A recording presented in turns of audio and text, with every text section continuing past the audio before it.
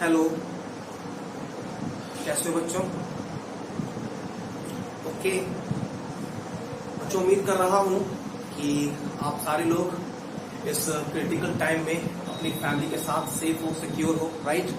And at the same time आप लोगों ने पढ़ाई को भी नहीं छोड़ा है, आप लोग मन ला के पढ़ाई भी कर रहे होंगे बच्चों, है ना। चलिए बच्चों, एक छोटे से टाइम गैप के बाद हम लोग मिल रहे हैं, ठीक है।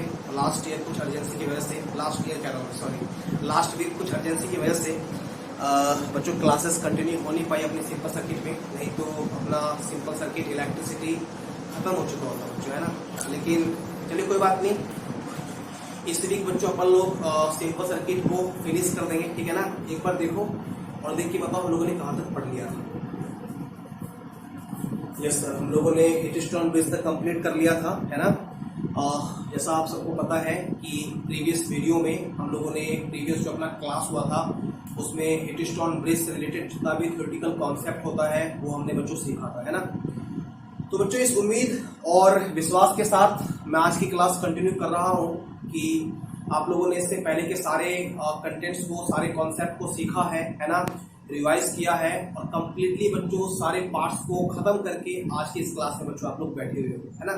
चलिए, जिस सज्जन ने इससे पिछला क्लास कंप्लीट नहीं किया एंड रैंडमली वो किसी भी वीडियो पे जा रहा है, ठीक है, तो मेरी उनसे रिक्वेस्ट है कि ऐसा बिल्कुल नहीं करो बच्चों, बिकॉज आप लोग एक प्रॉपर स्टूडेंट अगर हो तो आप लोग अगर सिस्टमैटिकली चीजों को करोगे तो आपको चीजों का फायदा मिलेगा।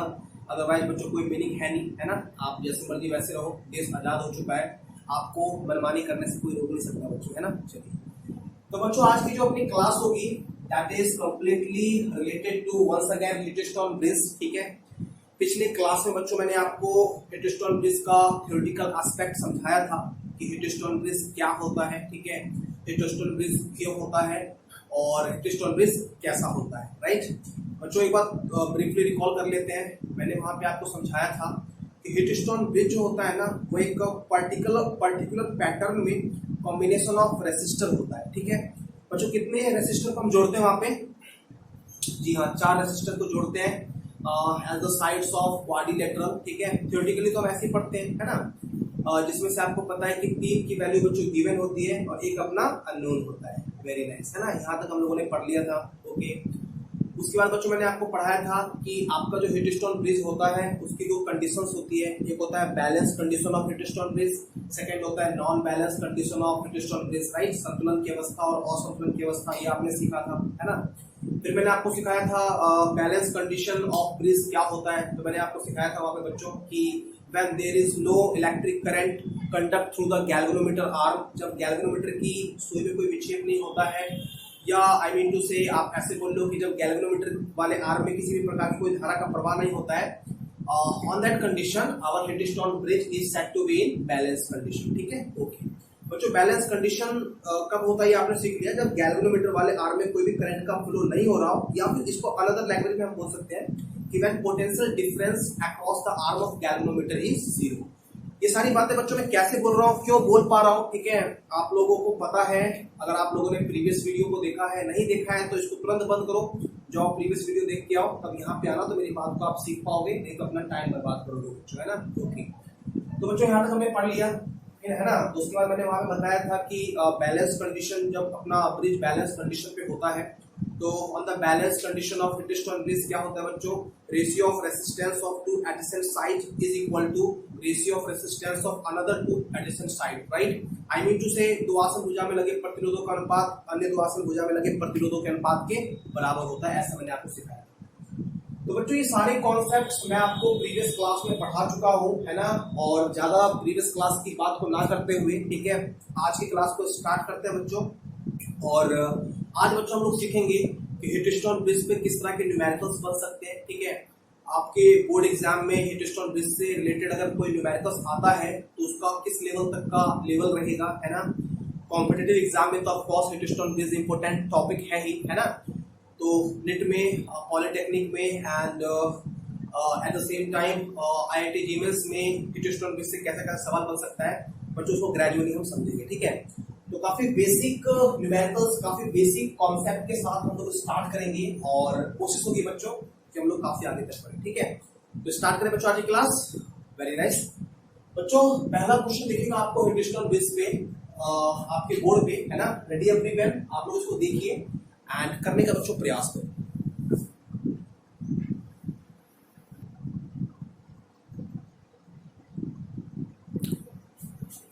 उम्मीद कर रहा हूं बच्चों पहला क्वेश्चन आपको दिख रहा है बोर्ड पे। बच्चों एक बार इस क्वेश्चन को ध्यान से देखिए, आप लोग क्वेश्चन को बढ़िया से पढ़ो एंड थोड़ा सा एक बार सोचने की कोशिश करो कि आप लोग इसको कैसे कर सकते हो। ठीक है, दिमाग लगाओ।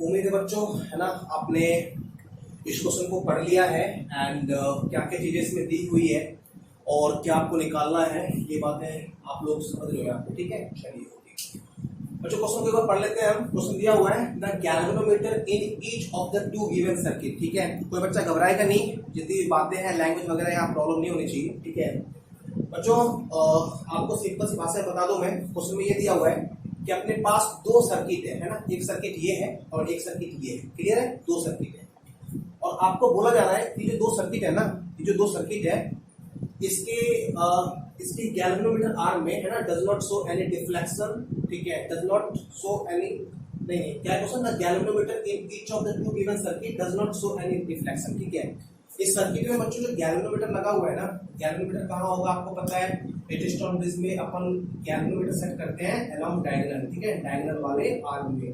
तो बच्चों यहाँ जो गैल्वेनोमीटर है ये वाला गैल्वेनोमीटर ले लो, ये इस वाले हिटस्टोन ब्रिज सर्किट में जो अपना गैल्वेनोमीटर है ये गैल्वेनोमीटर ले लो, है ना। तो क्वेश्चन में दिया हुआ है कि गैल्वेनोमीटर वाले आर्म में किसी तरह का कोई करंट का बच्चों फ्लो नहीं होता है ना, यहाँ पे कोई करंट का फ्लो नहीं होता, यहाँ भी कोई करंट का फ्लो नहीं होता है। और गिवन है कि जब गैल्वेनोमीटर वाले आर्म में किसी तरह का कोई करंट फ्लो नहीं होता है बच्चों, है ना, उस टाइम पे you have to calculate ratio of the resistor R1 and R2 which is used in the circuit. Right, चलिए तो बच्चों क्वेश्चन में R1 और R2 की आपको रेशियो निकालनी है ना। दो सर्किट गिवन है और कंडीशन क्या गिवन है, कंडीशन ये गिवन है कि इलेक्ट्रिसिटी इस गैल्वेनोमीटर वाले आर्म में फ्लो नहीं हो रही है। इसका मतलब है क्या, कैसे बोला उसने बोला कि निडल में बच्चों कोई डिफ्लेक्शन नहीं हो रहा है ना, कोई डिफ्लेक्शन नहीं हो रहा है, सुई जीरो पे है, दैट मींस धारा का प्रवाह नहीं हो रहा है। तो बच्चों कैसे करेंगे इस सवाल को, ठीक है, ध्यान देना। देखिए आपको पता है बैलेंस कंडीशन ऑफ ब्रिज। ठीक है, और बैलेंस कंडीशन ऑफ ब्रिज के अंदर आप जानते हो कि जब गैल्वेनोमीटर वाले आर्म में किसी तरह का कोई करंट फ्लो नहीं होता है बच्चों, तो when there is no current flow in galvanometer arm, उस टाइम पे क्या होता है, दो आसन भुजा में लगे प्रतिरोधों का अनुपात अन्य दो आसन भुजा में लगे प्रतिरोधों के अनुपात के बराबर होता है।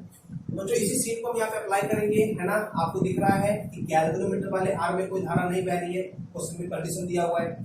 यहाँ भी गैल्वेनोमीटर वाले आर्म में धारा नहीं बह रही है, कंडीशन इज गिवन। राइट, अगर धारा गैल्वेनोमीटर वाले आर्म में नहीं बह रही है बच्चों, इसका मतलब अपना सर्किट क्या है, बैलेंस है। और बैलेंस केस में क्या जानते हो बच्चों आप लोग, सॉल्यूशन। ध्यान देना, आप लोग बैलेंस केस में जानते हो दो आसन भुजा में लगे प्रतिरोधों का अनुपात अन्य दो आसन भुजा में लगे प्रतिरोधों के अनुपात के बराबर होता है। तो बच्चों यहाँ बताओ आसन भुजा कौन सी हो जाएगी, अपने फर्स्ट फिगर में आप बोल सकते हो कि ये और ये आसन भुजा हो सकती है, ये और ये हो सकती है। क्या ये और ये हो सकती है बच्चों, ये बिल्कुल नहीं हो सकती है ना। ओके, आप ऐसे ही बोल सकते हो बच्चों कि ये और ये आसन भुजा हो सकती है ना, और ये आसन भुजा हो सकती है। तो कैसे भी कर सकते हैं हम लोग, ठीक है, मैंने आपको पिछले वीडियो में समझाया ही। ठीक है, तो ले लेते हैं बच्चों, है ना, चलो ऐसे ले लेते हैं, ये और ये और ये और ये। ठीक है, ये बताओ हम बोल देंगे इन बैलेंस केस। ठीक है, जब अपना सर्किट बैलेंस कंडीशन में होता है, इन बैलेंस कंडीशन हम लोग कुछ क्या जानते हैं, हम लोग जानते हैं कि ratio of resistance in two adjacent side is equal to ratio of resistance in another two adjacent side. Right, okay, मैं क्या बोलूंगा 4/R1। ठीक है, 4/R1 it should be equal to what, 4/R1। अगर मैंने ऐसे ले लिया है मुझे फिर ऐसे लेना पड़ेगा, कितना बताओ, 6/6 में कितना बताओ, 9। ठीक है, सॉल्व कर दो बच्चों इसको, 3 2 जा 3 9, सॉरी 3 2 जा 3 3 है ना, क्रॉस कर दो, क्रॉस करोगे तो आपको पता है R1 2 से मल्टीप्लाई हो जाएगा, यहाँ पे हो जाएगा ये 2 R1, 3 चौक क्या हो जाएगा बच्चों यहाँ पे 12। आपको पता है कि आप यहाँ से R1 को हटाओगे तो ये 2 को हटाओगे तो ये अपॉन मिल जाएगा। या बच्चों आपको R1 कितना मिल जाएगा, आपको R1 मिल जाएगा कितना, R1 मिल जाएगा बच्चों आपको 6। R1 आ चुका है बच्चों, है ना। बहुत गर्मी है यार, ठीक है, फैन चल रहा है फिर भी गर्मी लग रही है, कोई बात नहीं, पढ़ाई करो, ठीक है। देखिए तो बच्चों को यहाँ पर रेशियो चाहिए था R1 और R2 का, तो R1 तो आ चुका है पहले सर्किट से। अब सेकेंड सर्किट से बच्चों क्या निकालो आप लोग, R2 निकालो। उम्मीद कर रहा हूँ क्वेश्चन आसान लग रहा है, ठीक है। सारे कॉन्सेप्ट बच्चों सिस्टमैटिकली स्लो बाय स्लो सीखते चलो, ठीक है, ध्यान देंगे। तो दोनों ही गैल्वेनोमीटर वाले पार्ट में धारा नहीं बह रही है, दैट मींस दोनों ही ब्रिज अपना बैलेंस कंडीशन में है। यहाँ बैलेंस कंडीशन में था तो यूज करके हमने R1 निकाल दिया। ये वाला ब्रिज बैलेंस है तो यहाँ भी वैसे अप्लाई करो, कैसे, 6/12 should be equal to R2/8। मैं बोल दूंगा अगेन, क्या चीज बोल दूंगा बच्चों, मैं बोल दूंगा 6/12, that means 6/12 fine, and it should be equal to what, R2 upon कितना, R2 upon I can say 8, ठीक है। सॉल्व करो बच्चों इसको, क्या बोल देंगे आप लोग, 6 1 जा 6, 6 2 जा 12, क्लियर है। क्रॉस मल्टीप्लिकेशन करो, तो after doing cross multiplication our equation में be return in this form also. 2 को R2 से 2 को इससे मल्टीप्लाई कर देंगे तो अपने पास मिलेगा 2R2, यहाँ पे तो 6 मल्टीप्लाई हो जाएगा 8, ठीक है। आपको पता है 2 को आप उधर कर दोगे, इस हिसाब से आपके पास R2 हो जाएगा, वो कितना रहेगा 4, और ये जो इसकी, ठीक है। बच्चों आपको चाहिए क्या था, आपको चाहिए था ratio of R1 and R2, है ना। तो बोल देंगे सो R1 और R2 का जो रेशियो मतलब जो बट्टा होता है कितना हो जाएगा, तो R1 की वैल्यू है 6 और R1 की वैल्यू 6 और R2 कितना है बच्चों, पूरा है। तो बेसिकली अपने पास कैलकुलेट करो इसको, 3 2, तो आप बोल देंगे R1 is to R2 is coming as 3 is to 2, ये हो गया बच्चों अपना क्या चीज, क्लियर है बच्चों। तो बच्चों ये रहा अपना पहला क्वेश्चन, ठीक है। बढ़िया से इसको देखो कैसे किया मैंने, क्या क्या कॉन्सेप्ट समझाया, कैसे कैसे मैंने इसको डील किया, ठीक है। और बढ़ेंगे हम लोग अगले क्वेश्चन की। सबको समझ में आ गया ना क्वेश्चन, ऑफ कोर्स बच्चों देखो एकदम ग्रेजुअली चीजों को सीखो, ठीक है। कॉन्सेप्ट एकदम नया है, ठीक है, और चूंकि कॉन्सेप्ट नया है तो आप लोग जब तक थोड़ा सा सीरियस नहीं रहोगे अपने एंड से, तब तक आप लोग का फुली कॉन्सेप्ट इसके अंदर डेवलप नहीं होगा, ठीक है। आप लोगों ने हीटस्टोन ब्रिज की थ्योरी पूरी कंप्लीटली पढ़ी हमसे, ठीक है। वहां पे आपने बच्चों जो पढ़ा मेन कंटेंट पार्ट वो यही था कि ब्रिज बैलेंस कंडीशन में तब होता है जब गैल्वेनोमीटर वाले आर्म में कोई करंट का फ्लो नहीं होता है। यही कंडीशन यहाँ पे बच्चों गिवन थी और उसी कंडीशन को यूज करके, है ना, मैंने इस सवाल को सॉल्व किया है। चलो बच्चों उतार लो इसको, चलते हैं हम लोग नेक्स्ट क्वेश्चन पे, है ना। देखो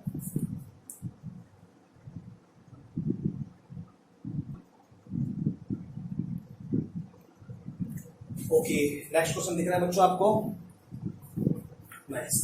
तो एक बार इज्जत के साथ इस सवाल को पढ़ो, ठीक है, देन सोचेंगे कैसे करेंगे, ठीक है।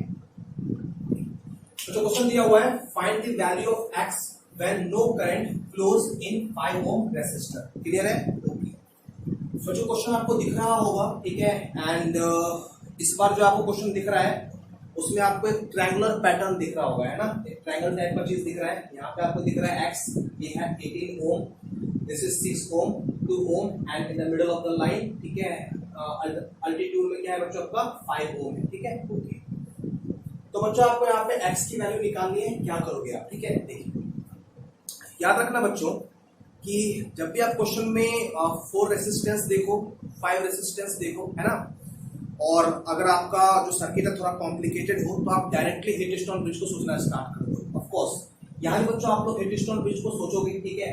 क्लू क्या आपके पास, क्लू ये है कि आपके पास 5 रेसिस्टेंस है ना, 1 2 3 4 5, है ना, 5। और एक बिगेस्ट जो बच्चों यहाँ पे क्लू है वो ये है कि when no current flows in 5 ohm resistor. आपको पता है, आपने हीटस्टोन ब्रिज की थ्योरी पढ़ी है, आपको मालूम है बच्चों कि गैल्वेनोमीटर वाले आर्म में जब कोई करंट का फ्लो नहीं होता है उस टाइम में आपका जो ब्रिज होता है वो बैलेंस होता है। कितनी बार बच्चों मैंने आपको ये बात बोल दिया, ठीक है। तो यहाँ बोल रहा है कि 5 ओम में कोई भी करंट का फ्लो नहीं हो रहा है, 5 ओम में कोई करंट का फ्लो नहीं हो रहा है, दैट मींस बच्चों अगर ये हीटस्टोन ब्रिज सर्किट है तो ये डायगोनल वाला पार्ट है, और जब डायगोनल वाले पार्ट में किसी भी तरह का कोई करंट का फ्लो नहीं होता है तो आपका जो ब्रिज होता है वो क्या होता है, वो बैलेंस कंडीशन में बच्चों कहा जाता है। इसको आप एक हीटस्टोन ब्रिज की तरह ट्रीट करोगे, है ना। हीटस्टोन ब्रिज में, है ना, एक्सेप्ट गैल्वेनोमीटर आर्म 4 रेसिस्टेंस होते हैं। देखो यहाँ भी 4 रेसिस्टेंस आपको मिल जाएंगे। अगर ये गैल्वेनोमीटर वाले आर्म की तरह आप लोगे 4 रेसिस्टेंस होने चाहिए, है ना। होगा देखो 1 2 3 और 4। क्लियर है? ओके, सॉल्व करो बच्चों। when no current flows in 5 ohm resistor, there is no any electricity conduct from this wire, तो क्या होगा? Our circuit is said to be in balanced condition। और जब सर्किट बैलेंस में होता है तो क्या होता है? आसन भुजा में लगे पट्टियों का अनुपात अन्य आसन भुजा में लगे पट्टियों के अनुपात के बराबर होता है। सॉल्यूशन मैं कैसे कर सकता हूँ? आसन भुजा बच्चों कैसे?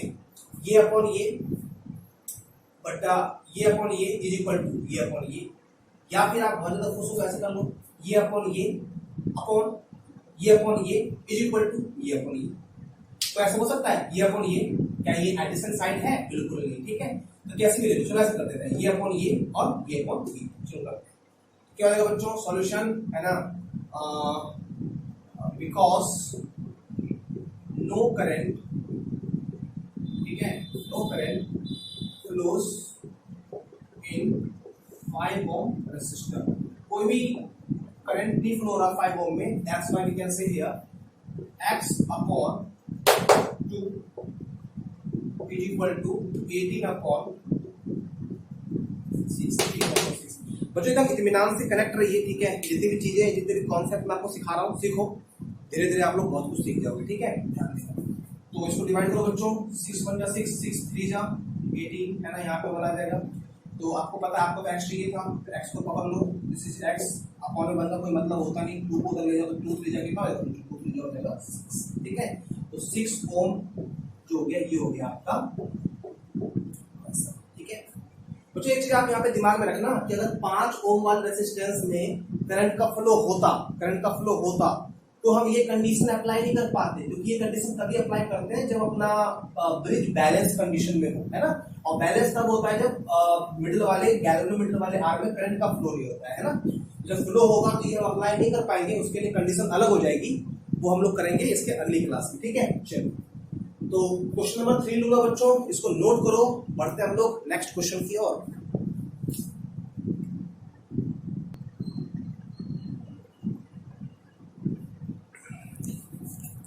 उम्मीद कर रहा हूं बच्चों 3rd क्वेश्चन विजिबल है आपके बोर्ड पे, राइट।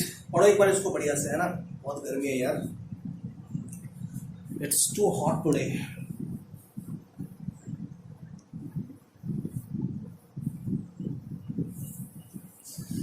है ना।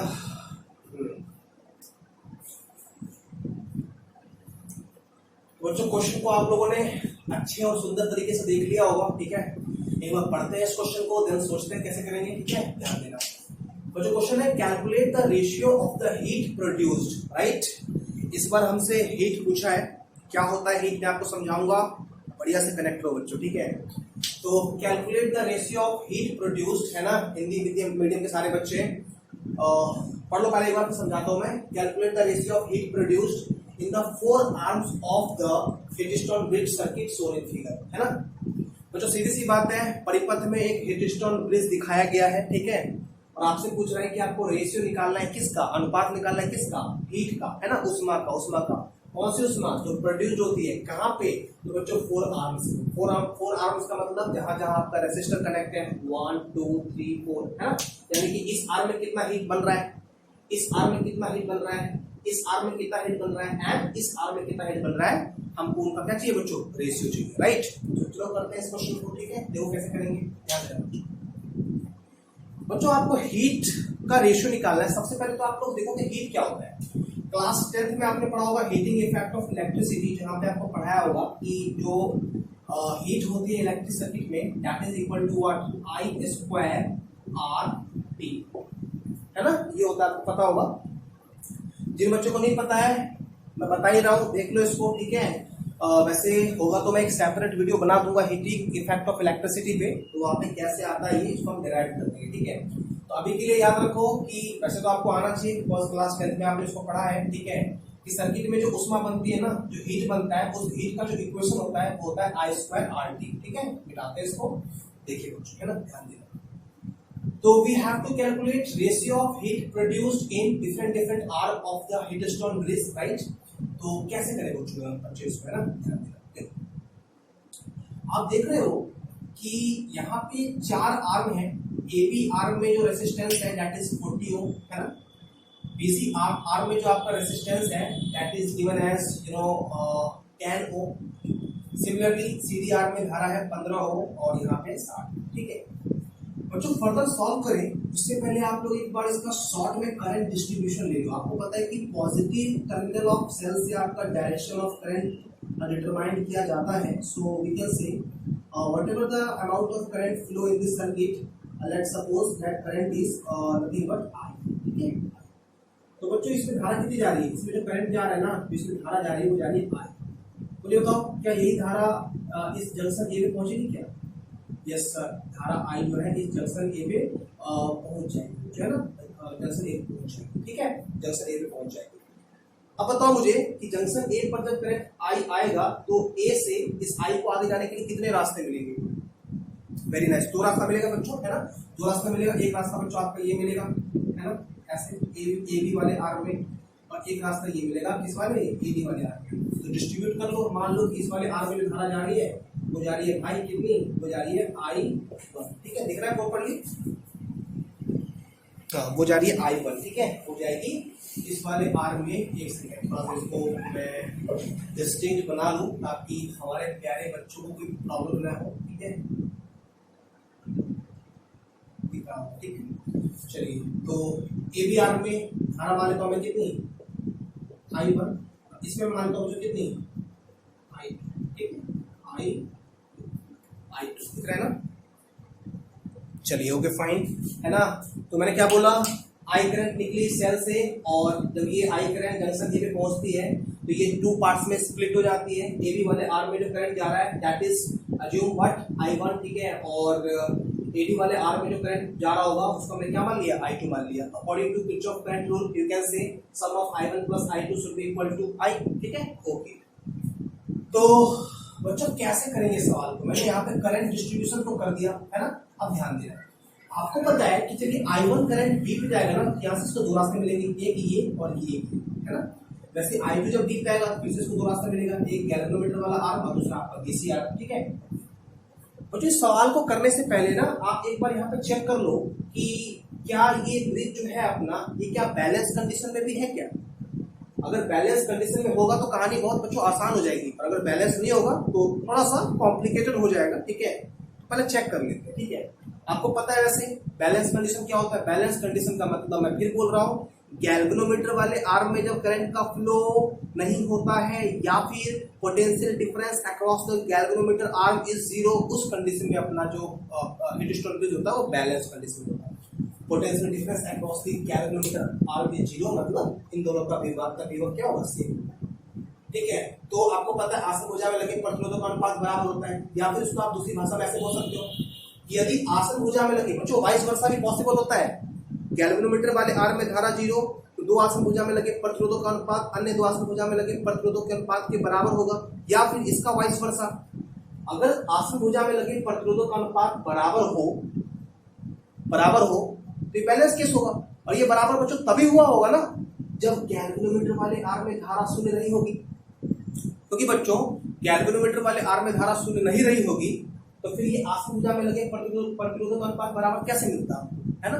अगर प्रतिरोध बराबर मिल रहा है ना, यहाँ पे हमको रेशियो से मिल रहा है, बैलेंस कंडीशन हम लोग यहाँ पे देख पा रहे हैं, इसका मतलब है कि गैल्वेनोमीटर वाले आर्म में धारा 0 रही होगी। चेक कर लेते हैं बैलेंस है या नहीं, है ना। देखो मुझे बताओ इनका रेशियो क्या होगा, 40/10 मतलब 4/1, ठीक है। इनका रेशियो क्या होगा 16/15, है ना। ये भी आ जाएगा कितना 4/1। आपको दिख रहा है दोनों इक्वल है, बच्चों सिंपल सी बात है। अगर दोनों इक्वल है इसका मतलब अपना सर्किट क्या है, बैलेंस है। और अगर सर्किट बैलेंस है बच्चों, इसका मतलब सर्किट बैलेंस तो तभी हुआ होगा जब इसमें धारा का प्रवाह नहीं हुआ होगा, और इसमें अगर धारा का प्रवाह हो ही नहीं रहा है तो इसका कोई मतलब नहीं है यार, मिटा दो इसको, ठीक है, कोई मीनिंग नहीं है इसका, इसको हम लोग हटा सकते हैं। इसके रहने से नहीं रहने से कोई बड़ा चेंज नहीं आने वाला है, ठीक है। अब हो गया बच्चों सवाल हल हुआ, ठीक है। देखो कैसे करेंगे, मुझे बताओ कि I1 जब जाएगा B पर तो आपको पता है नीचे तो कोई पार्ट है नहीं, यही I1 पार्ट फ्लो करता हुआ ऐसे करता हुआ यहाँ भी आएगा और C पे पहुंच जाएगा। जब यहाँ से I2 चलेगा तो फ्लो करता हुआ जब ये B पे पहुंचेगा तो आगे ऐसे चलता हुआ, है है ना, यहाँ पे सी क्या आ जाएगा और फिर दोनों करंट साथ में आ जाएंगी और यहाँ पे फिर क्या निकल जाएगा बच्चों, यहाँ पे निकल जाएगा एक बार से। ठीक है, अब इस सवाल को करना बच्चों करते हैं हम स्टार्ट। ध्यान देना कैसे करेंगे सब सॉल्यूशन, यहाँ से स्टार्ट करता हूँ, स्पीड स्टैक पर जाएगा सॉल्यूशन। ठीक है, अच्छे से देखना बच्चों, we have to find the ratio of heat produced in different arm of bridge circuit, है ना। तो H हीट, ठीक है, H हीट, ये एक काम कर लेता हूँ बच्चों, एक चीज मुझे और बताओ, ठीक है, इस पे मैं चलूँ, मुझे एक चीज यहाँ पे और बताओ, है ना। जैसे अभी बीच में अपना गैल्वेनोमीटर था, मैंने बोला कि उसमें कोई करंट फ्लो होगा नहीं, तो इस आर्म की कोई सिग्निफिकेंस नहीं है, मैंने इसको मिटा दिया। ठीक है, अगर मैं इसको थोड़ी देर रख लूँ तो यहाँ से मैं एक रिजल्ट कंक्लूजन निकाल सकता हूँ, मुझे बताओ कैसे। ठीक है, ध्यान देना, इसमें कोई भी प्रकार की धारा का प्रभाव कब नहीं होगा, जब आपको पता है कि इसका पोटेंशियल और इसका पोटेंशियल सेम होगा। क्योंकि बच्चों धारा का प्रभाव तो तब होता है ना जब पोटेंशियल का कुछ डिफरेंस हो, पोटेंशियल डिफरेंस होगा ही नहीं, धारा का प्रभाव नहीं होगा, इसका मतलब कि पोटेंशियल सेम है ना। अगर यहाँ पे 5 वोल्ट है और यहाँ पे 2 वोल्ट है, मतलब पोटेंशियल का डिफरेंस है, और पोटेंशियल का डिफरेंस है तो कोई ना कोई करंट का फ्लो बच्चों यहाँ पे होगा। लेकिन अगर ऐसे हो 5 वोल्ट 5 वोल्ट, यहाँ पे पोटेंशियल का कोई डिफरेंस ही नहीं है, दैट मीन धारा का प्रभाव यहाँ पे नहीं होगा। तो धारा का प्रभाव अगर इसमें नहीं हो रहा है, इसका मतलब इसका पोटेंशियल दोनों का पोटेंशियल क्या है, सेम, ऑफ कोर्स सेम होगा बच्चों, है ना, होगी। तो कहने का सेंस बच्चों में कैसे बोल सकता हूँ कि अगर इस ए का कुछ पोटेंशियल रहा हो, लेट सपोज बच्चों मैं मान लेता हूँ थोड़ी देर के लिए कि इसका पोटेंशियल 5 वोल्ट, और अगर मैं इसका पोटेंशियल मान रहा हूँ 2 वोल्ट, तो आपको पता है कि इन दोनों का पोटेंशियल सेम होगा। अगर ये 2 वोल्ट तो ये भी 2 वोल्ट होना चाहिए। समझाने के लिए बच्चों ऐसे एग्जाम्पल ले रहा हूँ, ठीक है। तो ये 5 वोल्ट मैंने अपने मन से मान लिया, और इन दोनों का तो जो भी वैल्यू हो वो सेम ही होना चाहिए, है ना, तो मैंने 2 मान लिया। अब मुझे बताओ कि किस आर्म के across potential difference, potential gap कितना है ना, कितना है, विभव का अंतर विभाजक कितना, 5 और 2 कितना बच्चों 3। इस आर्म के अक्रॉस पोटेंशियल गैप कितना, वंस अगेन 5 और 2 3, मतलब दोनों के अक्रॉस क्या पोटेंशियल डिफरेंस सेम हो गया क्या, इसका पोटेंशियल डिफरेंस सेम हो गया, है ना। आपको पता है ये एक ही पॉइंट है ए, और दोनों पॉइंट का यहाँ पे बी और डी का पोटेंशियल तो सेम है, इसलिए ये ए और ए बी के बीच का जो पोटेंशियल डिफरेंस है वो, और ए और डी के बीच का जो पोटेंशियल डिफरेंस है वो दोनों क्या होना चाहिए, सेम होना चाहिए। तो मैं यहाँ बोल दूंगा, ये मैंने एक्स्ट्रा माना, इसको मैं हटा देता हूँ, इसको भी छोड़ देते हैं, ठीक है, इसको भी हटा देते हैं। मैं बोल सकता हूँ यहाँ पे कैसे, पोटेंशियल डिफरेंस, ठीक है, पोटेंशियल डिफरेंस अक्रॉस क्या, कौन सा आर बच्चों, A B R, potential difference across A B R is equal to potential difference across क्या चीज, ए बी आर, ठीक है। Potential difference across A B is equal to P मतलब बच्चों पोटेंशियल डिफरेंस अक्रॉस क्या, A D, ठीक है, A D. यार आज गर्मी बहुत ज्यादा है ना बच्चों, अभी सुबह के 10:15 हुए हैं जब मैं ये वीडियो रिकॉर्ड कर रहा हूँ, और आपको ये वीडियो शाम को 7 बजे से मिली है, ठीक है। तो पता नहीं अभी फिलहाल जब आप देख रहे हो मौसम कैसा है, गर्मी ज़्यादा है नहीं है, बट जब मैं ये वीडियो रिकॉर्ड कर रहा हूँ बच्चों बहुत गर्मी है ना, बहुत गर्मी है। चलो कोई बात नहीं, हमें तो पढ़ना है यार, ठीक है, पढ़ते हैं। तो लेट्स अंडरस्टैंड द पॉइंट, ठीक है, ध्यान से इसको समझने का बच्चों करना प्रयास। क्या किया मैंने यहाँ पे, मैंने बोला ब्रिज हो गया अपना बैलेंस में, इसलिए बोल देंगे potential difference across A B is equal to potential difference across A B का बराबर है। कैसे होगा मैंने अभी आपको समझाया, सो समझ में आ गया होगा बच्चों। पोटेंशियल डिफरेंस बी जो होता है दैट इज इक्वल टू क्या होता है, आर आई, ओम्स लॉ से, है ना, आर आई लगाओ यहाँ पे। इस वाले आर में पोटेंशियल डिफरेंस, तो आप बोलेंगे इसमें करंट कितना, तो आप बोल देंगे यार इसमें करंट है अपना I1। रेसिस्टेंस कितना, आप बोल देंगे यार रेसिस्टेंस है 40। ओके, इस वाले का पोटेंशियल डिफरेंस कितना हो जाएगा बच्चों, यहाँ पे करंट कितना है, तो आप बोलेंगे I2, तो टेक इट एज I2। और इसमें रेसिस्टेंस कितना है बच्चों, इसमें रेसिस्टेंस हो जाएगा कितना 60, ठीक है 60। तो क्या बोल देंगे, आपको पता है अच्छे से, कैसे करो इसको, 22 जा 23 जा, ठीक है। यहाँ पे कहने का सेंस कितना आ गया, यहाँ पे आ गया 2I1 is equal to 3I2 2। तो इसको फर्दर ले जाएंगे तो आपको पता है आई वन बराबर में क्या बोल दूंगा, 2 को बट्टा में ले जाओ तो आप बोल देंगे 2 जो बट्टा में जाएगा 3/2 कितना आई, ठीक है। अब बच्चों हम काम की बात करते हैं। जो हमसे पूछा था, हमसे क्या पूछा था, रेशियो ऑफ रेसिस्टेंस पूछा था इन ऑल आर, ठीक है। तो निकाल देते हैं, देखो डायरेक्ट करें क्या बच्चों, डायरेक्ट ही कर लेते हैं, ठीक है। डायरेक्ट करते हैं, देखना कैसे। तो बोलेंगे नाउ, आप बोलेंगे यार एच ए बी, हमें क्या चाहिए था, एच ए बी यानी कि हीट इस एरिया में, रेशियो बनाना है हमको तो, है ना, रेशियो पूछा था। हीट इस वाले आर में तो हम बोलेंगे एच बी सी, ठीक है। उसके बाद हमसे क्या पूछा सी डी वाले में, तो हम बोल देंगे heat in C D R, that means in this way, ठीक है। फिर इस वाले आर में हीट किसमें, ए डी वाले आर में हीट एच इन, ओके। चलो बच्चों आगे बढ़ाते हैं। एच ए बी, आपको पता है हीट की इक्वेशन क्या होती है, हीट की इक्वेशन होती है आई स्क्वायर आर टी, ठीक है। बताओ जो ए बी में धारा कितनी है, आई कितना है, आई 1 है, तो एच ए बी की जगह लिख दो हमें आई 1 का स्क्वायर, आई स्क्वायर होता है तो ए बी में तो करंट आई 1 है, आई 1 का स्क्वायर, ठीक है, आई 1 का स्क्वायर। आर टी, इसमें बच्चों आर कितना है, इसमें आर है भाई 14, तो लिख दो यहाँ पे कितना 14, ठीक है। आर टी, टी बच्चों पता नहीं, टी को टी रहने देते हैं, ठीक है, रेशियो, ठीक है।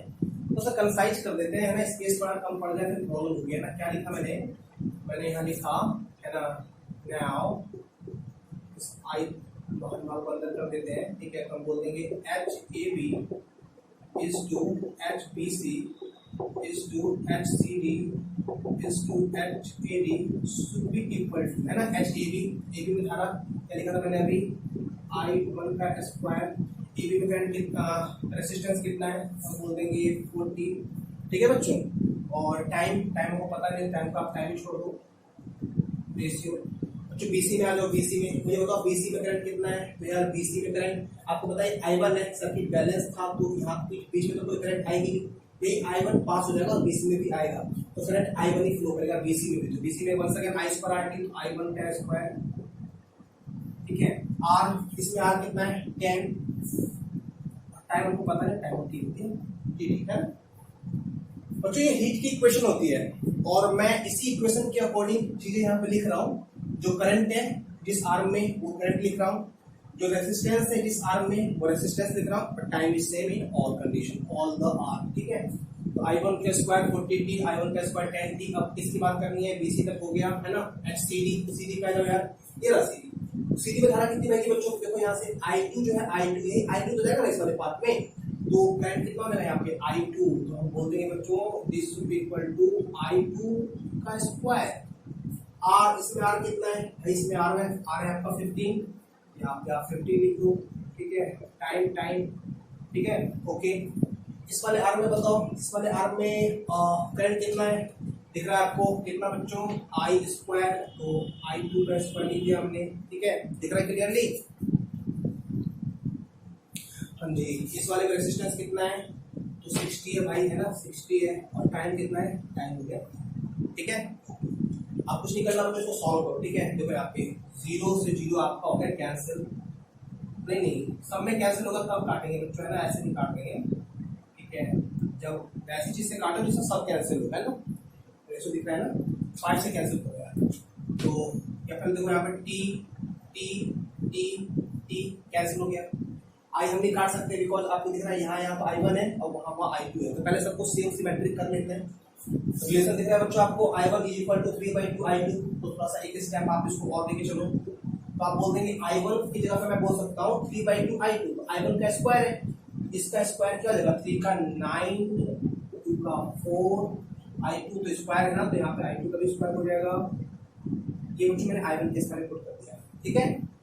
बगल में क्या है, बगल में है इंटू 40, टी तो कैंसिल ही हो गया भाई वो, है ना। एंड I1 फिर से I1 है, I1 को फिर से I1 का स्क्वायर, ये चीज कितना 9/4 I2 का स्क्वायर, ठीक है। और इंटू में कितना है, इंटू में 10, फिर बगल में बच्चों I2 तो सिमेट्रिक बनाना था, I2 तो I2 छोड़ देते हैं, I2 का स्क्वायर, बगल में कितना 15 फिर क्या है I2 का स्क्वायर और इंटू कितना बच्चों इंटू, है ना। आप कैंसिल करो बच्चों, तो आप बोलेंगे यहाँ पे I2 से all the I2 will be cancel out with each other, ठीक है। आप कैंसिल करो इस वाले पार्ट को, है ना। तो आप क्या बोल देंगे यहाँ पे इसमें बच्चों 4 से कैंसिल करोगे तो ये क्या आ जाएगा। थोड़ा सा जंबल कॉम्प्लिकेटेड सा दिख रहा होगा, बट घबराना नहीं है, ध्यान से देखो समझ जाओगे, ठीक है।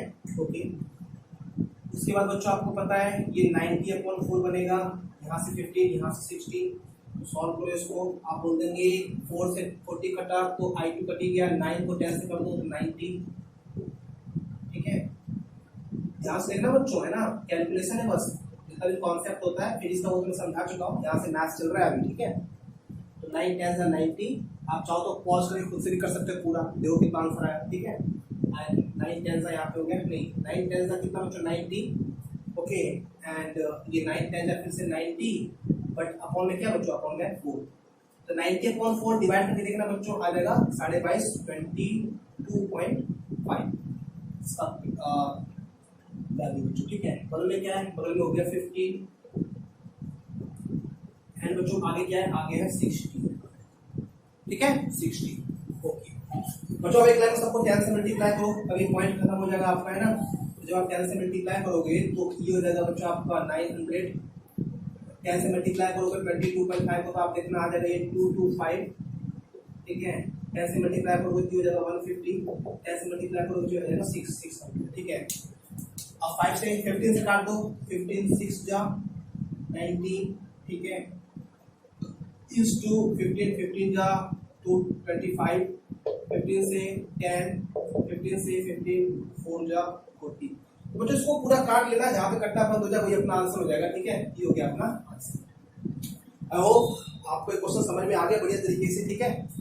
एक बार देखो, मैं हट जाता हूँ बोर्ड पर से, उतारो इसको, चलेंगे हम लोग अगले क्वेश्चन पे, ठीक है।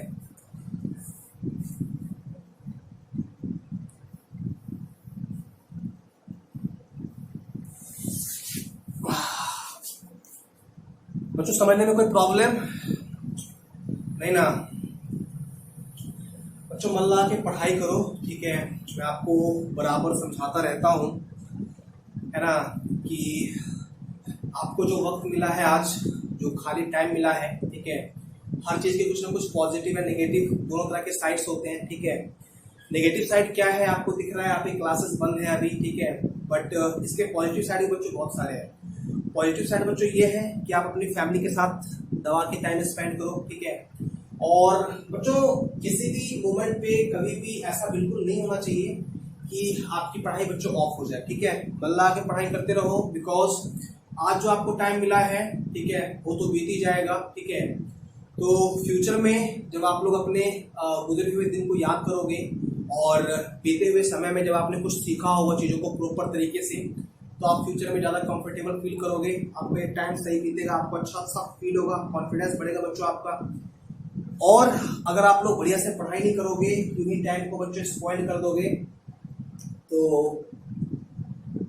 क्या बोलूँ मैं, है ना। इसलिए मन लगा के पढ़ाई कीजिए, आप लोग मेहनत कीजिए बच्चों, है ना, मेहनत कीजिए। टाइम टू टाइम आपकी नॉलेज इंक्रीज हो, आपकी पर्सनालिटी, मेंटल पर्सनालिटी चेंज हो, यही चाहता हूं मैं, है ना। ताकि आज से 4 साल 5 साल 6 साल के बाद जब आप लोग पीछे मुड़ के देखो तो आप लोग का जो एक्सपीरियंस है वो काफी गोल्डन और प्लेजेंट हो, फ्यूचर में बच्चों आप कुछ अच्छा कर जाओ, ठीक है। चलिए क्वेश्चन नंबर 4 लूंगा मैं।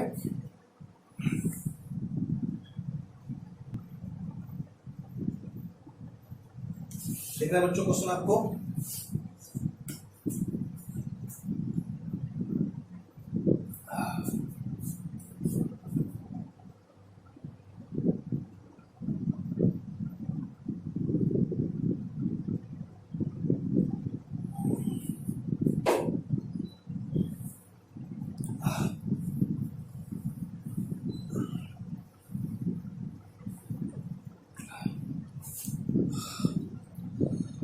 ऑल राइट, ठीक है।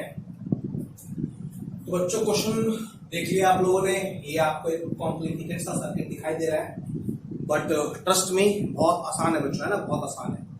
देखो सवाल कोई भी कॉम्प्लिकेटेड नहीं होते, डिपेंड करता है कि आपका टेम्परामेंट क्या है, आप किस तरह के स्टूडेंट्स हो, है ना, और चीज़ों को आप कैसे लेते हो, है ना। एजुकेशन का मतलब बच्चों क्या होता है? एजुकेशन का मतलब क्या ये होता है क्या कि अभी हम लोग 12th में हैं, अगले साल 12th का एग्ज़ाम होगा, तो हमको बस बोर्ड एग्ज़ाम पास करना है, बोर्ड एग्ज़ाम हो जाएगा तो कल को हम नेट या IIT जीमेंस या एयरफोर्स की तैयारी करेंगे, तो हमको वो एग्ज़ाम क्रैक करना है, जॉब लेना है, ब्याह करना है।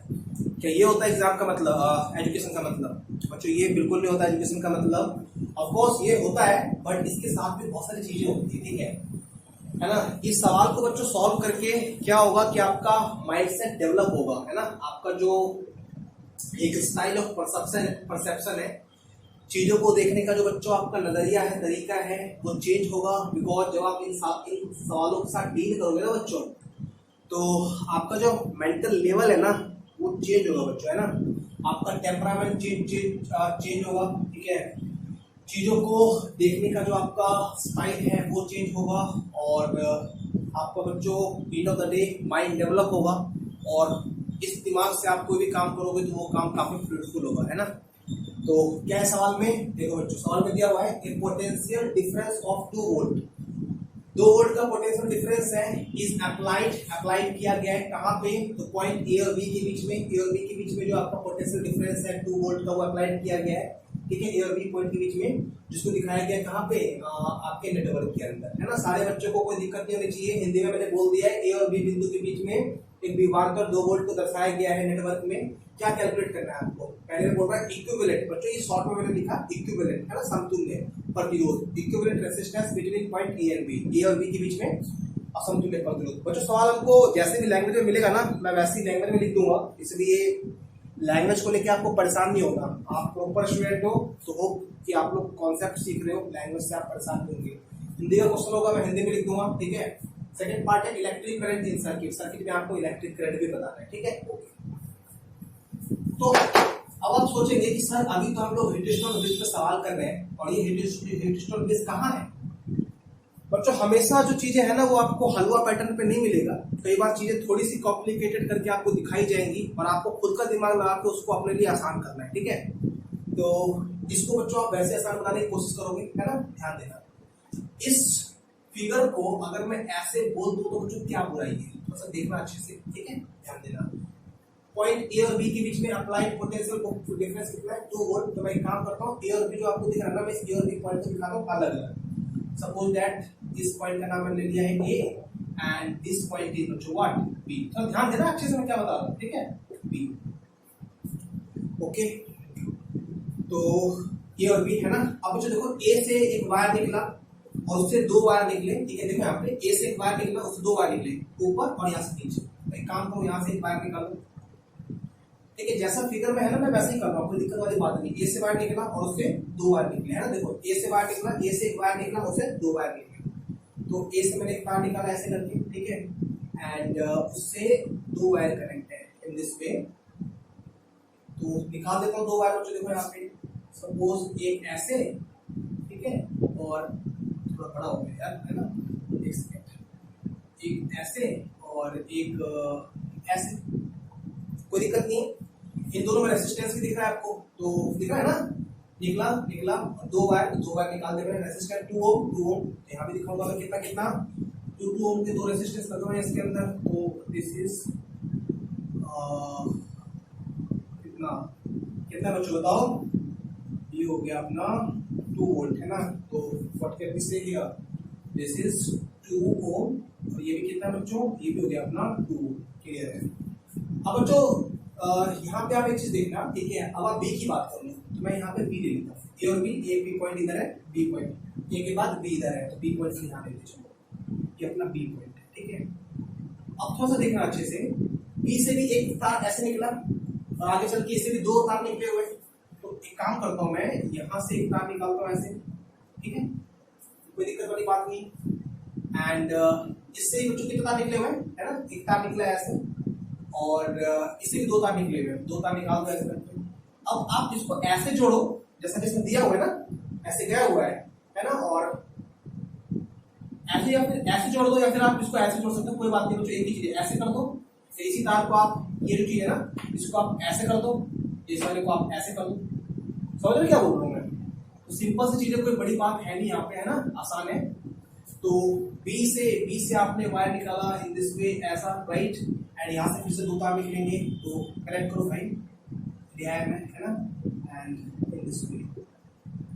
तो बच्चों आप ऐसा यहाँ पे सोच सकते हो इस कॉम्प्लेक्स सर्किट को देखने के बाद। मुझे बताओ बी से 2 तार निकले, उसमें रेजिस्टेंस क्या क्या है, 2 ओम, तो उसको भी यहाँ पे शो कर दो इज्जत के साथ।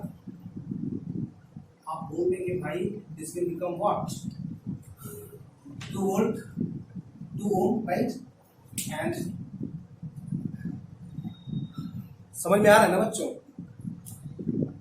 बता देना वहां से, ठीक है। आपके दिल की हर एक धड़कन को मैं यहां से सुन सकता हूँ। Can you trust my point? Of course I am serious, right, and जो भी आप फील करते हो वो फीलिंग मुझे समझ में आती है, वो मैं भी फील करता हूँ बच्चों, है ना। एंड मैं आपको यही कहूँगा कि कोई डाउट हो, ठीक है, समझने में, है ना, कहीं से भी कोई इशू आपको आए तो आप लोग वीडियो को दोबारा देख के समझ लो, बिकॉज आप लोग ऑनलाइन पढ़ रहे हो, है ना। एंड उसके बावजूद भी अगर आपको कोई प्रॉब्लम फील होती है, दोबारा देखते हो फिर भी नहीं समझते हो बच्चों, ऐसा तो हो नहीं सकता। आप एक ही बार में समझ जाओगे अगर आप थोड़ा भी ध्यान से मेरी बात को सुन रहे हो, है ना। फिर भी रियल केस में मान लेता हूँ, अगर आपको दिक्कत होती है तो आप कमेंट करो, ठीक है। मुझे व्हाट्सएप पे आप बच्चों मैसेज कर सकते हो, किसी भी तरीके से मुझसे आप कांटेक्ट कर सकते हो और मुझे अपनी प्रॉब्लम बच्चों बता सकते हो, ठीक है। बिल्कुल ऐसा नहीं होगा, कोई भी स्टूडेंट हो, कोई भी बॉयज हो, कोई भी गर्ल्स हो, है ना, अगर आपका जो कंसर्न है वो जेन्युइन है, डेफिनेटली मैं उसको रिजॉल्व करने की कोशिश करूंगा और मेरा पूरा प्रयास होगा कि आपको कोई दिक्कत ना हो। बस आपको क्या करना है बच्चों, आपको मन लगा के पढ़ाई करना है, ठीक है, बिल्कुल मन लगा के पढ़ाई करना है। पढ़ाई में कोई चीज चुराएगा पढ़ाई से, है ना, या फिर ठीक तरीके से पढ़ाई नहीं करेगा तो मैं बोलूंगा और मुझे गुस्सा आएगा तो मैं जान से मार दूंगा, खत्म कर दूंगा मैं, ठीक है, मजाक नहीं कर रहा मैं। तो 2 और 2, तो यहाँ पे भी 2, यहाँ पे भी कितना हो जाएगा, यहाँ पे भी जाएगा आपका 2, ठीक है, 2 ब्लैक में लेते हैं 2, ठीक है। दिखा दे बच्चों मैंने, आप देखना अच्छे से, एक बार फिर इसको देख लेते हैं। ए से निकला था 2 तार, तो मैंने ए से 2 तार निकाल दिया, फिर बी से भी 2 तार, मैंने बी से 2 तार निकाला। अब देखो ए से 2 तार निकला था, ऐसे ऐसे उन दोनों के बीच में इस तरह का वायर दिख रहा है आपको, तो ये और ये जो है यहाँ के अनुसार अगर ये है तो ये कहाँ कनेक्ट होना चाहिए, इसके यहाँ पे, तो ये और ये यही पे कनेक्ट होना चाहिए बच्चों। जी सर, यहाँ पे कनेक्ट कर दो, कनेक्ट, ठीक है, कनेक्ट कर दो बच्चों, राइट, यानी कितनी थी 2, यहाँ पे दिखा दो कितना, ठीक है ना। तो बच्चों मुझे बताओ कि क्या ये कॉम्प्लेक्स सर्किट अब आपको हीटस्टोन ब्रिज जैसा दिख रहा है? ऑफ कोर्स, है ना, ऑफ कोर्स। तो आप बोल सकते हैं कि ये चीज यही चीज है, बस इसी को थोड़ा सा जम्बल्ड और कॉम्प्लिकेटेड वे में आपको यहाँ पे दिखाया गया ताकि आप कंफ्यूज हो जाओ। आप सवाल को ये सोच के छोड़ दो कि सवाल बहुत भारी था और मजा आ जाए आपको, है ना। सवाल छोड़ना नहीं है, बिल्कुल हलवा सवाल, देखो इसको मैंने कैसे रिजॉल्व किया।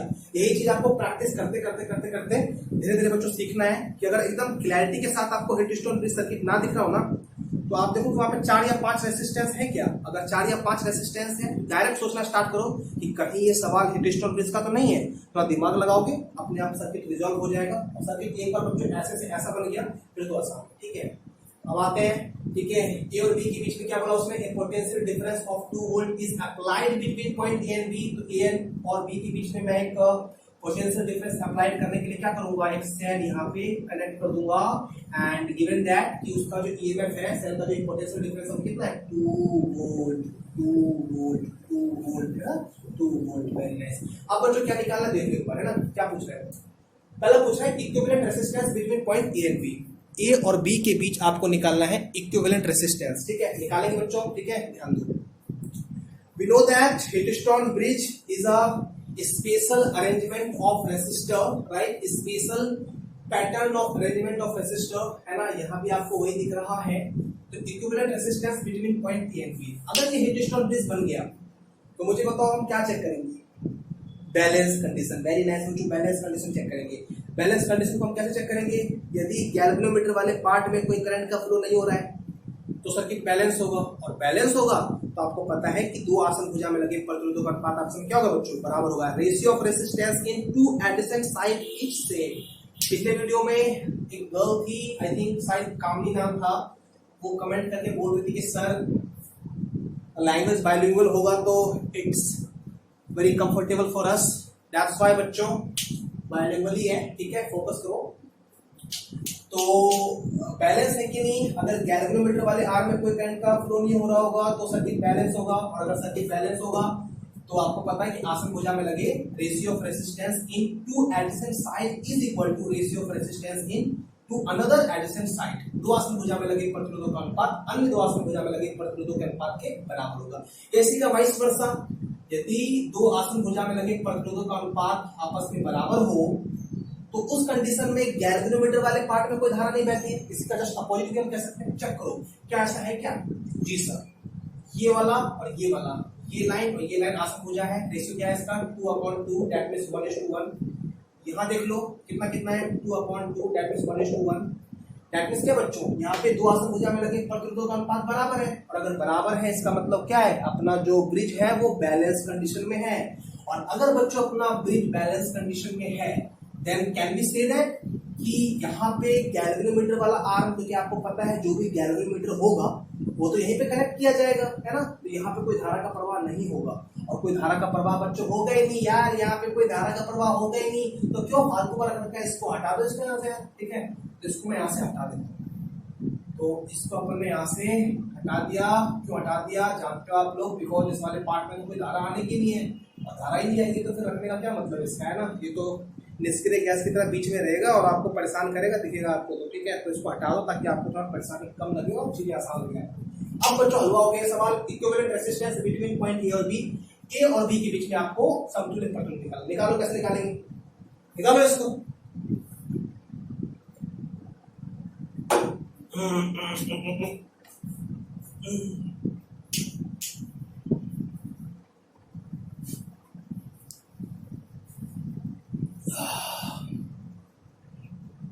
बच्चों आपको पता है, ठीक है, मुझे बताओ ये और ये किसमें, सीरीज की पैरेलल। आपको पता ना जब करंट नहीं बटे तो सीरीज होता है, जैसे आपको मालूम है कि ये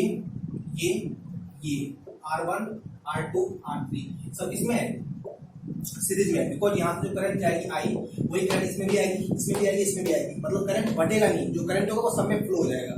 तो जब ऐसा होता है तो सीरीज होता है, और जब करंट बट जाता है, डिवाइड हो जाता है, तो वहां पे पैरेलल होता है। तो मुझे बताओ यहाँ से जो करंट निकलेगी, जो करंट इसमें आएगी वही करंट फ्लो होती हुई इसमें भी आएगी।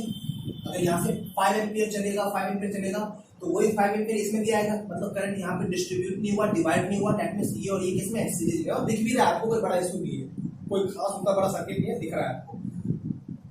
वैसे बताओ बच्चों ये और ये किसमें, तो 1 सेकंड किसमें बच्चों, सीरीज में, दैट मींस ये दोनों सीरीज, देखो ये दोनों सीरीज और ये दोनों सीरीज, और ऊपर वाला सीरीज का टोटल, नीचे वाले सीरीज का टोटल आपस में किसे बच्चों, पैरेलल में। वेरी गुड, पैरेलल में, बिकॉज इसकी कहानी अलग है, दोनों में करंट की वैल्यू अलग होगी, दैट्स व्हाई पैरेलल में। तो कर दो यार, आसानी है, कर दो, ठीक है। मुझे बताओ सीरीज में क्या फॉर्मूला होता है, आपको पता है सीरीज में जो फॉर्मूला होता है रेसिस्टर का वो होता है R1 + R2, डायरेक्ट हम ऐड कर देते हैं, जानते होंगे आप लोग, ठीक है, जानते होंगे आप लोग। और पैरेलल में क्या होता है, तो पैरेलल में बच्चों हम रेसिप्रोकल सम लेते हैं, 1/Rp = 1/R1 + 1/R2, इस तरीके से। तो चलो ठीक है यार, मुझे बताओ कि इन दोनों का टोटल, इसका टोटल कितना होगा, तो सीरीज में 2 to 4, यहाँ पे इसका टोटल हो जाएगा यार 4, ठीक है। नहीं तो आप अगर बहुत ज्यादा खुश हो तो आप इसको एक तरीके से और आगे रिजॉल्व कर सकते हो, तो आप बोल दो यहाँ पे यार इसका टोटल कितना 4 हो, तो आप एक काम कर लेते हैं, इन दोनों का एक सिंगल रेजिस्टेंस बना लो 4 होगा, ठीक है। 2 to 4, तो ये दोनों मिलकर कितना होगा 4, या फिर इतना बनाने की कोई जरूरत नहीं है, सब कचरा काम है, फालतू को छोड़ो यार, आपको समझ में आ रहा है, डायरेक्ट करो, लंबा करके क्या बेनिफिट मिलने वाला है। 2 और 2 4 है ना, इन दोनों का टोटल कितना हो गया 4, तो आपको पता है यार ऊपर वाले में टोटल आ रहा है 4, ठीक है। नीचे भी सीरीज है 2 और 2 4, तो आपको पता है नीचे भी टोटल कितना आ रहा है 4। अब ऊपर का टोटल नीचे का टोटल किसमें, पैरेलल में, और पैरेलल में तो आप फॉर्मूला जानते हो, तो आप बोल दोगे यहाँ पे सॉल्व करता हूं मैं, क्वेश्चन नंबर 1 बनाऊंगा बच्चों, है ना, 1/Rp, ठीक है, should be equal to 1/R1 plus 1/R2। R1, अब R1 की तरह आप इसके टोटल को लो, ऐसे ट्रीट करो, है ना, या फिर आपको पता है इसको मैं डायरेक्टली क्या कर दो यार, करो देखो यहाँ पे 1/4 प्लस कितना 1/4, आपको पता है 1/4 दो बार हो गया तो 2 × 1/4 है ना, 2 × 1/4।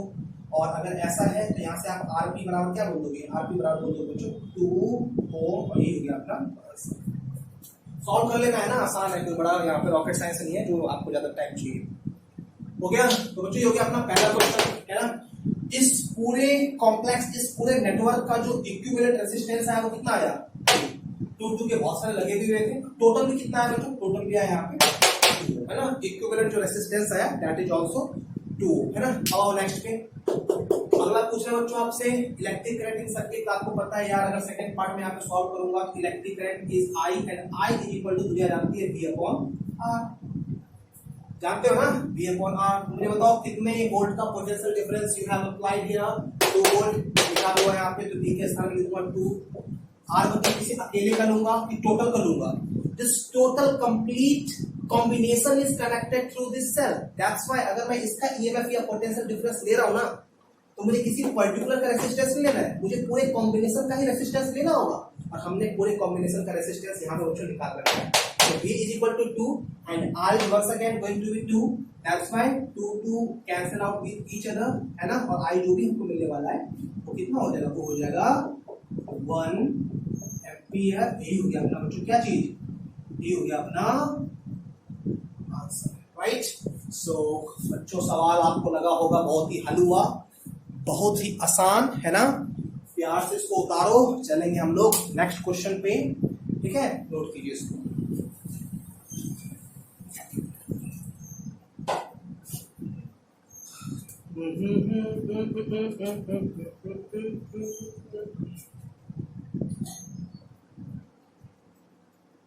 बच्चों उम्मीद रखिए, ठीक है, कि फिर से वो सुहानी सुबह आएगी, ठीक है, जब हम लोग मिलेंगे।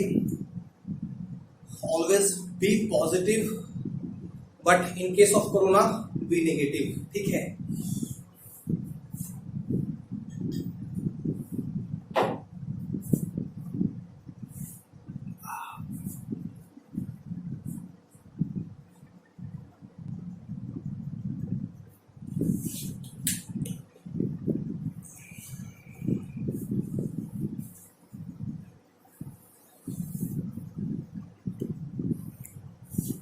नेक्स्ट क्वेश्चन, ओके बच्चों, जिस तरीके से मैं आपको YouTube पे पढ़ा रहा हूँ, है ना, आपको अभी बचपना है आपके अंदर, है ना, आप रियलाइज नहीं कर सकते कि कितना बेस्ट वे में मैं आपको पढ़ाने की कोशिश कर रहा हूँ, ठीक है। और कहीं भी आपको अगर डाउट होता है, आपको पता है ना, सारी की सारी वीडियो YouTube पे बच्चों पढ़ा हुआ है, आप वीडियोस को एक बार देखो, 2 बार देखो, जितनी बार आपका देखने का मन है देखो, है ना, और सारे कॉन्सेप्ट को बच्चों सीख के पक्का करो, ठीक है। और अगर आप मेरी बात मानते हो तो आप सिस्टमेटिकली, मैं आपको जिस टाइम में बोलता हूँ आप उस टाइम में देखो चीजों को बच्चों, आप लोग क्लियर करते चलो, चीजें बहुत आसान हो जाएगी आपके लिए, है ना। आपको पता है कि इससे पहली क्लास में हमने हिटस्टोन ब्रिज की थ्योरी पढ़ी, है ना, यहाँ पे मैं आपको हिटस्टोन ब्रिज से रिलेटेड सवाल करा रहा हूँ। तो बच्चों दोनों क्लास करने के बाद हिटस्टोन ब्रिज की थ्योरी और आज की ये क्लास, है ना, हिटस्टोन ब्रिज आपका पूरा कंप्लीट हो जाएगा, कोई दिक्कत नहीं होगी, ठीक है। इसके बाद मैं आपको एक क्लास और दूंगा non balance condition of bridge पर, वो कर लोगे तो बच्चों काफी ज्यादा औसम हो जाएगा, ठीक है। तो सीखना है बच्चों, है ना, सीखना है, कहीं भी डाउट लगे किसी को भी, जैसे मेरी बात जो मैं बोलता हूँ, ठीक है, अगर थोड़ा भी डाउट होता है आपको तो इसका मतलब आप समझा करो कि पिछला वीडियो कहीं ना कहीं आप मिस कर रहे हो, तो आप उसको जाके देखो और सिस्टमेटिकली बच्चों करते हुए आओ, तो कोई दिक्कत आपको होगी, ठीक है। देखिए क्या क्वेश्चन है, find the equivalent resistance between point B and B, ये रहा ए और ये रहा बी, इसके बीच बच्चों आपको चाहिए इक्विवेलेंट रेजिस्टेंस, ठीक है। चलिए कैसे करेंगे सोचो। सर जी ये वाला सीरीज में हो जाएगा, और फिर क्या होगा, इसका टोटल सब पैरेलल में होगा, जान से मार दूंगा मैं, ऐसे नहीं सोचना है, ठीक है। ये घटिया थॉट को दिमाग से निकाल दो, दिख रहा है यहाँ पे, करंट यहाँ से डिस्ट्रीब्यूट होगा, ऐसा नहीं होगा, ठीक है। तो बच्चों कैसे करेंगे सवाल को, ठीक है। चलो इस सवाल को थोड़ा सा रिजॉल्व करते हैं, और कैसे रिजॉल्व कर सकते हैं समझने का प्रयास करना, ठीक है। देखो यहाँ पे मुझे सवाल को करने के लिए क्या करते हैं, है ना, मन में आप ऐसा सोच लो कि अगर मैं इस पूरे सर्किट को एक बैटरी से कनेक्ट कर दूं तो this end of circuit and this end of circuit after connecting from cell or battery in this way, ठीक है। ऐसा अगर मैं करता हूँ तो आप बोलेंगे यार कुछ ना कुछ तो EMF इसका रहा होगा, this is positive terminal and this is negative. अगर इसका पोटेंशियल EMF जो है बच्चों अगर वो भी रहेगा तो ऐसा मैं मान सकता हूँ कि ये है आपका हाई पोटेंशियल V और ये आपका low potential V, low potential difference कितना हो गया, V हो गया, ठीक है।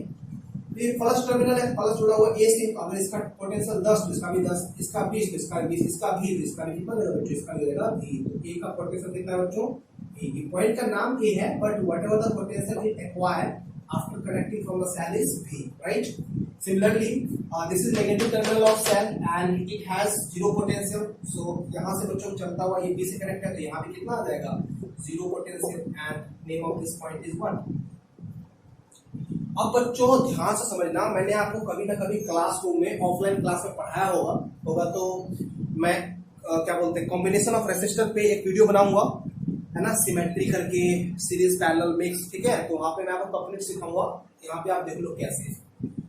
मैंने एक बार पढ़ाया था आपको कि जब शॉर्ट सर्किट होता है, राइट, वायर्स में, जैसे मैंने फिगर में दिखाया होगा वहां पे आपको, तो किसी पर्टिकुलर पॉइंट पे अगर कोई पोटेंशियल हो तो उसके आगे नेक्स्ट पॉइंट पे भी वही पोटेंशियल होगा यदि बीच में कोई एलिमेंट ना हो। आई नो आपको समझ में नहीं आया, ठीक है, आपको समझ में नहीं आया मैंने क्या बोला, समझो, देखो कैसे।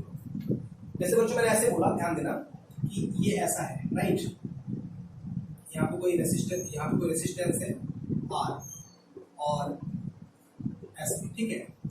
तो बच्चों अगर यहाँ पोटेंशियल भी है, या ऐसा मान लो कि आप 10 वोल्ट है इस पॉइंट पर, तो 10 वोल्ट यहाँ भी कितना होगा, 10 वोल्ट ही होगा, 10 वोल्ट ही होगा। और इससे चलता हुआ यहाँ भी जो बच्चों पोटेंशियल होगा वो कितना होगा, 10 वोल्ट ही होगा, क्योंकि बीच में कोई एलिमेंट नहीं है। अगर बीच में कोई एलिमेंट रेसिस्टर, कैपेसिटर या कुछ भी हो जाएगा ना, जैसे मैं यहाँ पे कैपेसिटर लगा दूंगा, अब यहाँ पे बच्चों 10 वोल्ट नहीं होगा, यहाँ पे कुछ और होगा, हमें नहीं पता, वो कुछ भी हो सकता है, ठीक है। समझ आ रहा है क्या बोल रहा हूँ मैं? तो मैंने ये बोला है अगर कोई बीच में एलिमेंट हो तो नेक्स्ट गेन का पोटेंशियल चेंज हो जाता है, बीच में एलिमेंट ना हो तो वही रहता है। इस हिसाब से अगर मैं काम करूँ तो मुझे एक बात बताओ यार आप लोग, इस पॉइंट का पोटेंशियल भी है, ऐसे करते करते इस पॉइंट पे पोटेंशियल क्या होगा, यही भी होगा, कोई दिक्कत वाली बात नहीं है ना। अच्छा, भी होगा। अब यहाँ से नीचे आओ तो मुझे बताओ कि अगर इसका पोटेंशियल भी ही होगा तो क्या इसका पोटेंशियल भी होगा? बिल्कुल नहीं होगा। क्यों नहीं होगा? भी आपको पता है, क्योंकि बीच में क्या है, एलिमेंट है। अगर यहाँ पे कोई एलिमेंट नहीं होता, ये वायर एकदम स्मूथ होता है, इसमें कुछ भी नहीं होता, यहाँ जो पोटेंशियल होता है वही पोटेंशियल यहाँ भी होता, लेकिन यहाँ तो चेंज हो जाएगा ना, तो चेंज हो जाएगा तो हमें पता नहीं है, तो मैं मान लेता हूँ इसका मैंने नाम दे दिया, लेट्स सपोज P, है ना, P। अगर बच्चों नहीं होता यहाँ पे कोई भी रेसिस्टर, तो यहाँ पे भी कितना हो जाता है, V, है ना। देखिए मैंने यहाँ पे P कर दिया, दोनों की वैल्यू अलग अलग नहीं होगी, हमको पता नहीं, ठीक है, ओके। तो we have suppose this point is P, है ना, ओके।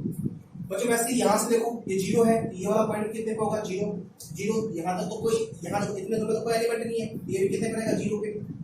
अब यहाँ से बच्चों जब ऐसे आओगे तो यहाँ भी एलिमेंट है, इसमें क्या ये वाला 0 करेगा, यहाँ बदल जाएगा बच्चों। अगर ये वाला कुछ एलिमेंट यहाँ नहीं होता तो ये 0, ये भी कितना होता है, 0, बट यहाँ पे एलिमेंट है, इसका कुछ और होगा, मान लेता हूँ बच्चों कितना, Q, है ना, Q। अब बच्चों इसको सॉल्व करने की हम करते हैं कोशिश, ठीक है, ध्यान देना क्या बता रहा हूँ, बताओ बच्चों। ये 10 किसके बीच में कनेक्ट है, V और Q के बीच में, दिख रहा है आपको, इस पॉइंट का पोटेंशियल V और इसका Q, इन दोनों का जो पोटेंशियल डिफरेंस, जैसे इसका 5 इसका 2, तो पोटेंशियल डिफरेंस 3 हो जाएगा। खैर ऐसे सोचना नहीं है। इस पॉइंट का नाम है V पोटेंशियल है इसका है Q। तो V और Q के बीच में क्या है, 10 ओम। ये वाला 10 ओम किसके बीच में, Q और P के बीच में। ये वाला 10 ओम किसके बीच में, P और V के बीच में। V मतलब 0 आप बोल सकते हो ऐसा, ठीक है। ये 10 इसके बीच में, ये 10 यहाँ से Q और यहाँ से B वाला पॉइंट 0, है ना। तो ये 10 है Q और 0 के बीच में। ये 10 किसके बीच में बच्चों, यहाँ से B, यहाँ से P, ये 10 है B और P के बीच में। तो आप इसका एक सॉल्यूशन फिगर बना सकते हो कैसे, इस प्रकार, है ना। काम कर लेते हैं, नाम दिखा देते हैं। ये वाला पॉइंट है बच्चों B, नाम है A पॉइंट का नाम क्या है, A। और A पॉइंट का बच्चों पोटेंशियल कितना है आपको पता है, A पॉइंट का जो पोटेंशियल है वो V है ना, V है। अगला पॉइंट बच्चों ले रहा हूँ B, मैंने लिया अगला पॉइंट अपना B। इसका पोटेंशियल क्या है, इसका पोटेंशियल आपको पता है कि भाई 0 है ना, 0 है। पी और क्यू 2 पॉइंट बने हैं, एक पॉइंट ले रहा हूँ यहाँ पे suppose that P and second point ले रहा हूँ यहाँ पे कितना क्यू, ठीक है। अब बताना मुझे ये 10 किसके बीच में, V और Q के बीच में, V मतलब वही A का पोटेंशियल यानी कि ये टैन जो है A और Q के बीच में है, तो A और Q के बीच में कितना लगा दो, टैन लगा दो। तो A और Q कहाँ है, ये रहा A और Q, यहाँ पे लगाना है आपको 10 volt, you have to connect 10 volt resistor wire here, यहाँ पे होगा बच्चों आपका 10 वोल्ट है ना, 10 वोल्ट समझना अच्छे से, एकदम ध्यान से देखो मैं क्या बता रहा हूँ, इज्जत के साथ ध्यान से देखो, सारे के सारे सवाल अपने आप में इंपॉर्टेंट है, समझो अच्छे से, ठीक है। अब देखो बच्चों Q और P के बीच में कौन सा है, Q और P के बीच में एक बार फिर से कितना है 10, Q और P का है, Q और P, अच्छा ये रहा Q और P ना, यहाँ भी 10 वोल्ट है, तो यहाँ भी 10 ही वोल्ट है, तो इसमें भी आपको 10 वोल्ट जोड़ना है, जोड़ दो यार, है ना, यहाँ भी 10 वोल्ट भी होगा, तो this is once again 10 volt, ठीक है, 10 वोल्ट नाम दे दो इसका, ये भी है भाई 10 वोल्ट, है ना, ओके। बच्चों P और B के बीच में है ना, ये 0.1 ही है, यहाँ भी 0 यहाँ भी 0, तो P और B ही माना जाएगा। तो P और B के बीच में कौन सा है, P और B के बीच में 10 वोल्ट, तो P और B कहाँ है भाई, ये रहा P और ये रहा B, यहाँ भी 10 वोल्ट, तो जोड़ दो भाई, यहाँ भी 10 वोल्ट है P और B के बीच में, तो 10 वोल्ट बोल रहा हूँ मैं, 10 ओम है ना, 10 ओम, तो दिस इज 10 ओम रेसिस्टर, ठीक है, ओके। बच्चों Q और B के बीच में कौन सा है, Q और B, Q और B कहाँ है, Q और B, Q और B, Q और B, ये Q और ये B, हाँ Q और B के बीच में आपको दिख रहा है ये वाला, ये Q और कनेक्ट होता है डायरेक्ट B से, तो Q और B के बीच में कितना है 10 है। कहीं भी डाउट हो वीडियो को दोबारा देख लेना, और उम्मीद कर रहा हूँ कोई डाउट आपको होगा नहीं, बिकॉज मैं एकदम सिस्टमैटिकली आपको पढ़ा रहा हूँ, आप थोड़े होशियार होंगे इसीलिए आपको डाउट होगा, और होशियार थोड़े कम होंगे तो आपको डाउट नहीं होगा, है ना, ओके। तो वैल्यू कितनी है 10 ही है, तो 10 ओम। A और P के बीच में कौन सा है, A और P का है भाई, A ना इस पे B है ना, ये एक ही पॉइंट है, घबराना नहीं है, यहाँ जो पोटेंशियल है वो पोटेंशियल यहाँ पे, घबराना नहीं है। A और P के बीच में कितना है, तो यही 10 ओम है, तो ले लो यार 10 ओम, तो दिस इज वंस अगेन 10 ओम, तो दिस इज वंस अगेन 10 ओम, है ना, ओके 10 ओम। अब बच्चों सॉल्व कर लेते हैं इसको, क्या पूछा उसने पूछा find the equivalent resistance between A and B। मुझे बताओ कि क्या ये सर्किट अब आपको हिटस्टोन ब्रिज जैसा दिखा है क्या, यस सर दिख रहा है सर, वेरी गुड।